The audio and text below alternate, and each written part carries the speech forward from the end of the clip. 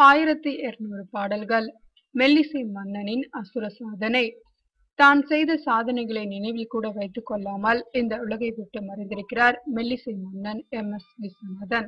எம்ஜிஆர் நடித்த ஜெனாவோ படத்தில் இணை இசையமைப்பாளர் என்று போடப்பட்டாலும் அந்த படத்திற்கு உண்மையில் இசையமைத்தவர்கள் விஸ்வநாதன் ராமமூர்த்தி தான்.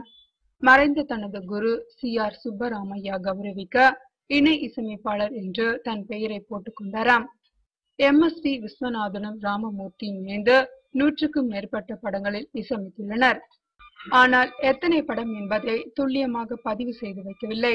1952 தொடங்கி 1965 வரையிலான 13 ஆண்டுகளில் இருவரும் இணைந்து இசையமைத்த 75 படங்களின் பெயர்கள்தான் பதிவுகளில் உள்ளன.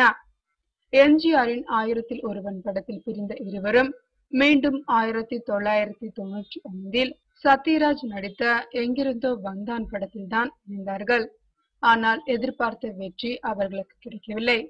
இடைப்பட்ட காலத்தில் மீதி படங்கள் அனைத்தும் MS விஸ்வநாதன் இசையமைத்ததுதான்.